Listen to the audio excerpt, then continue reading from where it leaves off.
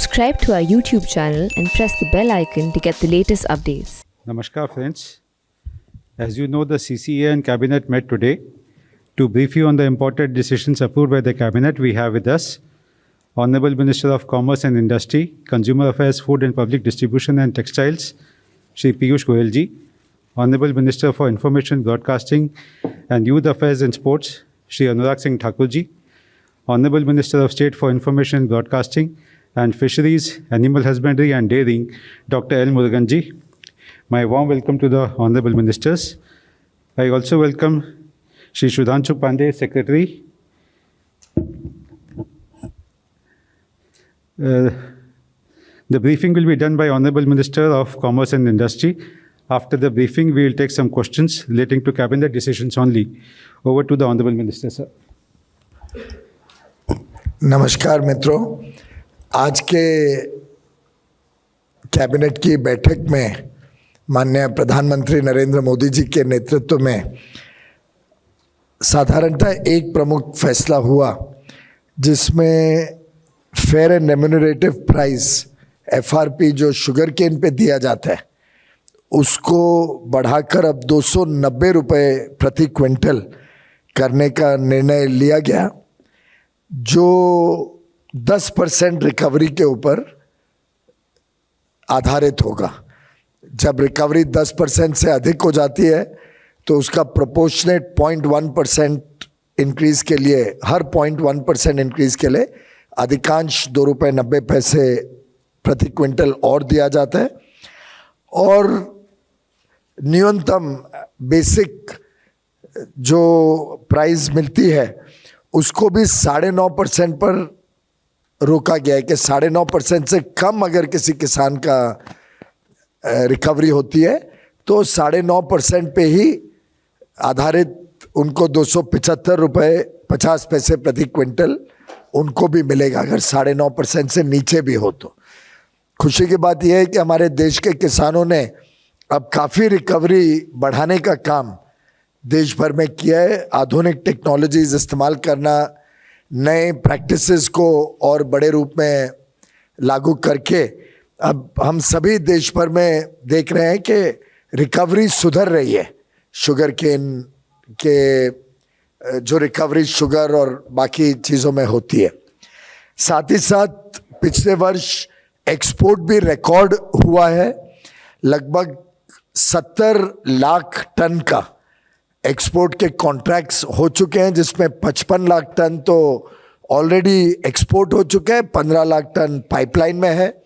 सरकार ने इसके लिए भी काफ़ी सुविधा दी थी, जो मार्केटिंग और ट्रांसपोर्ट अलाउंस लगता है जिससे शुगर केन एक्सपोर्ट होने में सुविधा होती है, उसके माध्यम से केंद्र सरकार ने हमारे किसानों को जल्द से जल्द उनके गन्ने का भुगतान हो जाए उसको मद्देनज़र रखते हुए शुगर एक्सपोर्ट को भी प्रोत्साहन दिया। साथ ही साथ इथेनॉल का इस्तेमाल बहुत तेज़ी से बढ़ रहा है। पहले 3 वर्ष में जहां कुल मिला के 22,000 करोड़ इथेनॉल की वजह से एडिशनल पैसा हमारे गन्ना किसानों को मिला था, वहीं पिछले साल अकेले 1 साल में 15,000 करोड़ इथेनॉल की वजह से गन्ना किसानों के भुगतान समय पे होने के लिए इथेनॉल को प्रोत्साहन दिया जा रहा है। उसकी इस्तेमाल को लगातार बढ़ते हुए हम देख रहे हैं। अभी लगभग 7.5-8% पेट्रोल में इथेनॉल की मिलावट होती है, ब्लेंडिंग होती है और अगले 2.5 से 3 वर्ष में अनुमान है कि ये बढ़ के लगभग 20% पेट्रोल में ब्लेंडिंग हो जाएगा इथेनॉल का। यानी आज जो 15,000 करोड़ रुपए इथेनॉल की वजह से किसानों को मिल रहा है इस क्षेत्र में, जिससे लगातार सुधार भी हो रहा है, रिकवरी अच्छी मिल रही है, वही बढ़ के 40,000 करोड़ रुपए प्रति वर्ष इथेनॉल ब्लेंडिंग की वजह से इस सेक्टर को मिलेगा और उसके कारण हमारे गन्ना किसानों को समय पे पैसा भी भुगतान हो पाएगा और हमारे जो उपभोक्ता हैं उनके ऊपर भी जो बोझ है या जो शुगर की प्राइस है वो भी बहुत ज़्यादा बढ़ने की आवश्यकता नहीं पड़ेगी। तो एक प्रकार से केंद्र सरकार ने दोनों हितों को संभाला है, उपभोक्ता के हित को भी संभाला है कि उनको महंगा चीनी ना खरीदना पड़े, और किसानों के हित को भी संभाला है कि उनको समय पे अपने गन्ने का भुगतान हो पाए। एक और बात इस विषय में नोट करने लायक है, देखने लायक है कि पिछले वर्ष, आज से 2 साल पहले का आंकड़ा ले अगर 19-20 का, तो लगभग 76,000 करोड़ 76,000 करोड़ कुल गन्ना किसानों का भुगतान करना था, पेमेंट करना था। उसमें से 75,700 करोड़ ऑलरेडी पे हो चुका है। तो यानी सिर्फ 142 करोड़ 142 करोड़, ये तो कोई टेक्निकल कैलकुलेशन वगैरह का विषय भी हो सकता है, उतना ही बाकी है भुगतान करना 19-20 वर्ष का।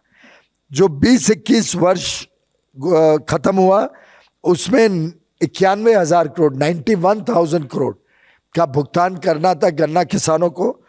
उसके सामने 86,000 करोड़ 86,000 करोड़ का भुगतान हो चुका है। और ये दर्शाता है कि कैसे केंद्र सरकार की अन्य योजनाओं के कारण अब गन्ना किसानों को पहले की भांति सालों साल अपने भुगतान के लिए संघर्ष या रुकना नहीं पड़ता है। आपको याद होगा एक जमाना जब गन्ना के भुगतान के लिए वर्षों तक लोग रुके रहते थे, लोग फंसे रहते थे, भुगतान बहुत डिलेड होता था, कई बार साल 2 साल 3 साल बाद भी भुगतान हुआ करता था। प्रधानमंत्री नरेंद्र मोदी जी की लगातार इस विषय में चिंता रही है कि हमारे गन्ना किसानों को समय पे भुगतान मिले, और उसी के परिणाम स्वरूप इथेनॉल को प्रोत्साहन देना, एक्सपोर्ट को सपोर्ट करना, जब जरूरत पड़े तो बफर स्टॉक के माध्यम से अधिक पैसा शुगर इंडस्ट्री को मिले, जिससे और वो पैसा सीधा किसानों के खाते में जाए। तो अलग अलग प्रकार से ये सुनिश्चित किया जा रहा है कि समय पे हमारे गन्ना किसानों को भुगतान मिले। अब वर्ष 1 अक्टूबर से फिर गन्ना किसानों का अपना उत्पादन बिकना शुरू हो जाएगा। हमें उम्मीद है कि इन सब प्रोग्रेसिव नीतियों के कारण गन्ना किसानों को इस साल भी अच्छी अपनी कीमत मिलेगी। ये उल्लेखनीय है कि CACP जो कैलकुलेट करती है सब कॉस्ट को और उसके ऊपर क्या रिटर्न होना चाहिए, उसके अनुमान के हिसाब से जो मार्जिन मिलता है किसानों को अलग अलग प्रोडक्ट्स पे, हमने एक तय किया था स्वामीनाथन कमीशन के रिकमेंडेशन पे कि 50% कम से कम कॉस्ट के ऊपर किसान को पे किया जाए। ये उल्लेखनीय है कि आज के इस 290 रुपए के फैसले से जो किसानों को उनके खर्चे के ऊपर पैसा मिलेगा, the amount they will receive on top of their cost of generating cost of producing sugarcane, वो 87% हो जाएगा। 87% रिटर्न होगा on the cost of production. ये अपने आप में दर्शाता है कि बाकी सब फसलों से एक प्रकार से ज़्यादा FRP के माध्यम से हम सुनिश्चित करते हैं कि हमारे गन्ना किसानों को अच्छा दाम मिले। 87% ओवर दी A2+FL कॉस्ट, ये मार्जिन सुनिश्चित किया गया है। एक और विषय जो दर्शाता है कि कैसे हम गन्ना किसानों को लाभ दे रहे हैं, वो है जो कुल कीमत गन्ना की है चीनी की कीमत के निस्बत। When you take the comparison of the total sugar price and the value of sugar cane in that, तो वो भी लगातार बढ़ते जा रही है। और भारत शायद एकमात्र देश होगा जहां पे लगभग 89%, और अब आज के इस फैसले के बाद वो 91% शुगर प्राइस का गन्ना के किसानों को मिलेगा for the sugarcane price. ये विश्व के स्तर पे अगर देखें तो लगभग 70 से 75% शुगर प्राइस का गन्ना किसानों को मिलता है। भारत में गन्ना किसानों की को और ज़्यादा प्राइस मिले, उसकी चिंता लगातार प्रधानमंत्री नरेंद्र मोदी जी ने की है जिसके कारण लगभग 90% जो शुगर की रिकवरी होती है वो दाम गन्ना किसानों को मिलेगा। और इस चीज को मेकअप करने के लिए इथेनॉल, एक्सपोर्ट, इन सब माध्यमों से हमने एक प्रकार से शुगर इंडस्ट्री को भी संभाला है, गन्ना किसानों को भी समृद्ध बनाया है और साथ ही साथ कंज्यूमर, उपभोक्ता के ऊपर ज्यादा बोझ नहीं पड़ने दिया। तो ये एक प्रधानमंत्री जी के काम करने की एक विशेषता जो हमने बहुत सारे क्षेत्रों में देखी है। The balance, the delicate balance between interests of our farmers, of our consumers, and to ensure the organized industrial activity, ये सबको सुनिश्चित करते हुए आज का निर्णय लिया गया। बहुत बहुत धन्यवाद। Thank you, sir. We will now take some questions on cabinet decision. Number 22.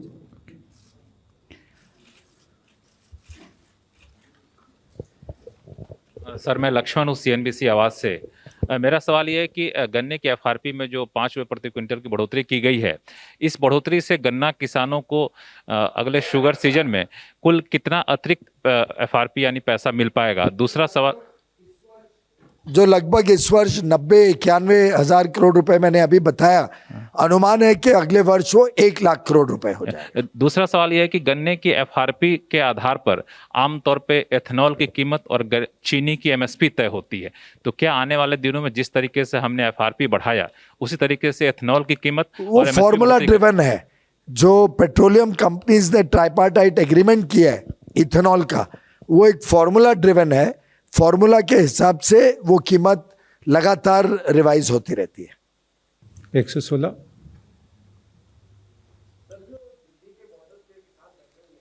अगर हम बात आज करें के कैबिनेट नहीं उसी से जुड़ा हुआ है सर, उसी से जुड़ा हुआ है। उसमें ज्यादातर जो है वेस्ट यूपी से गन्ना किसान है, और जो आप लोगों ने FRP बढ़ा दिया है 5 रुपए और लगभग 86,000 करोड़ का पेमेंट भी हो चुका है 20-21 में, तब आपको क्या उनसे अपील करेंगे और आपको उम्मीद है कि वो वापस लौटेंगे? क्योंकि गन्ने की कीमत एक बड़ा इशू था उनके लिए। आज तो कैबिनेट में ये निर्णय हुआ है, इसके ऊपर कोई सवाल हो तो हम जवाब दे सकते हैं। 156। सर, ये आप गन्ने की कीमत बढ़ाने की बात कर रहे हैं, लेकिन जो विरोधी पार्टियां हैं, प्रियंका गांधी, उन्होंने ट्वीट किया है और कहा है उत्तर प्रदेश में गन्ने की कीमत नहीं बढ़ी है, जबकि पंजाब सरकार ने गन्ने की कीमत बढ़ाई है। मुझे लगता है कि उत्तर प्रदेश हो या पंजाब हो, उनकी अपनी स्टेट एडमिनिस्ट्रेड प्राइस रहती है, तो वो स्टेट का विषय है। हम जो FRP तय करते हैं वो एक राष्ट्रीय स्तर पे FRP तय होती है। स्टेट्स जो इसको फॉलो करते हैं उस पे FRP लागू होता है, बाकी स्टेट्स, कुछ स्टेट्स अपने आप तय करती हैं। नंबर 58। सर, ये गन्ने का बकाया जो है खासतौर से चीनी मिलें जो वेस्ट यूपी में है, काफी बकाया आप है। ये मास्क उतार के बोलें तो समझ में आएगा। सर, ये गन्ने का जो बकाया है और खासतौर से गन्ने की कीमत जो वेस्ट यूपी के किसान हैं उनको काफ़ी दिक्कतों का सामना करना पड़ा है हाल के दिनों में, और चीनी मिलों ने उनका दाम नहीं चुकाया है, जिससे उन्हें काफ़ी दिक्कतें आई हैं। तो ये कोई आंकड़ा है सरकार के पास कि क्या कितना चुकाया गया है गन्ना किसानों को और कितना उनका बकाया है? आप शायद वो दिन भूल रहे हैं जब एक जमाना था कि सालों साल तक यूपी की चीनी मिलें गन्ना किसानों को अपना पैसा नहीं दिया करती थी। संघर्ष करना पड़ता था, सड़कों पे आना पड़ता था अपना पैसा रिकवर करने के लिए। मैं माननीय योगी आदित्यनाथ जी, मुख्यमंत्री जी को बधाई दूंगा कि उन्होंने लगातार इस विषय को अपने पूरे कार्यकाल में बहुत संवेदना के साथ और बहुत सख्ती से इस विषय के ऊपर चिंता की, और हर वर्ष उन्होंने सुनिश्चित किया कि समय पे गन्ना का भुगतान हो जाए। मेरे पास जो आंकड़ा है 24 अगस्त तक का, उसके हिसाब से उत्तर प्रदेश में लगभग 120 चीनी मिलें ऑपरेट करती हैं, और उन्होंने कुल पिछले वर्ष 2021 में 1026 लाख टन अंदाजन केन क्रश किया था।